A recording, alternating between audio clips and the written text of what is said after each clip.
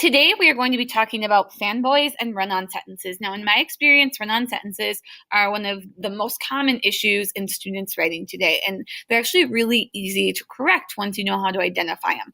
So to start with, let's talk about coordinating conjunctions, aka fanboys. I don't ever like to use the term coordinating conjunction because it's very long. So a fanboy are words that connect the clauses independent, dependent to make a correct sentence. They're always introduced with a comma.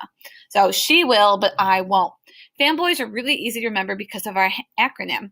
So F is for, A and, N or, B but, O or, Y yet, S so. Anytime you see, most of the time when you see one of these words in a sentence, it's showing you that it's going to be connecting a series of clauses. It could be to coordinate, to independent, a dependent, and an independent. And there's almost always going to be a comma before the fanboy.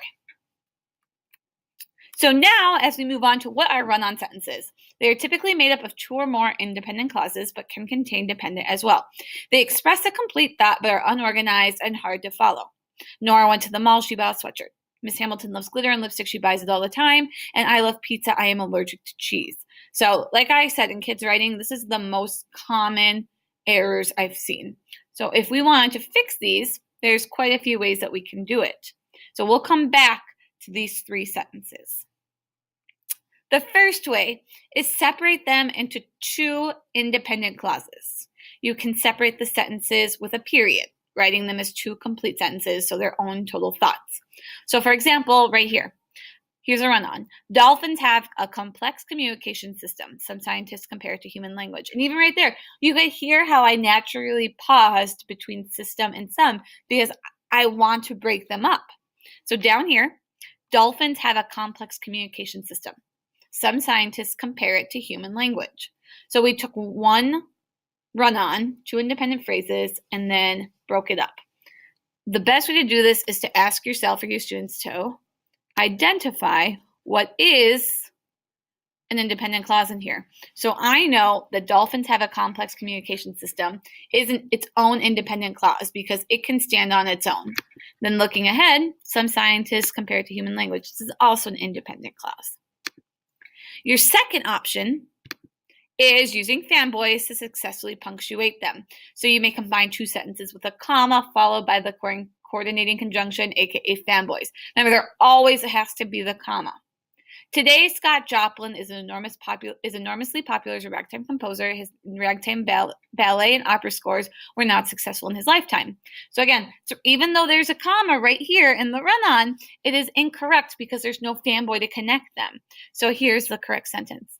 Today, Scott Joplin is enormously popular as a ragtime composer, but his ragtime ballet and opera scores were not successful in his lifetime. So now, just by adding the word but, we've made it a complete sentence. We've made it successful. And last but not least, this is not one that I recommend doing until you have spent more time talking about commas, but you could rewrite the sentence using comma phrases, using new ideas. So, Isadora Duncan is famous as an innovator in modern dance. She rebelled against the formal choreography of ballet. So a correct way to do this would be Isadora Duncan, who is famous as an innovator in modern dance, rebelled against the formal choreography of ballet. This is a little bit more advanced and completely changes the structure of the sentence. So don't do that until you're a little bit more advanced and a little bit more familiar with comma usage. So if we come back up here to these three, Nora went to the mall, she bought a sweatshirt. I would probably just change this to two sentences.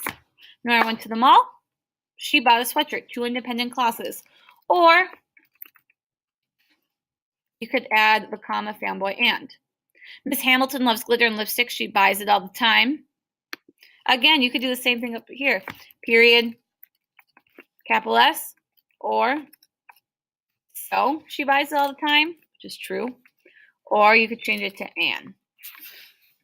I love pizza. I am allergic to cheese. Again, separate if you want.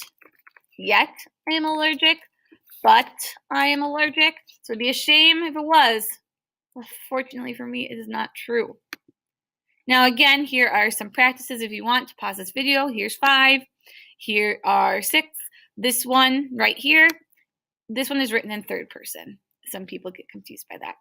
So I hope that this helps you understand how to successfully break up a run-on sentence into a correct written sentence.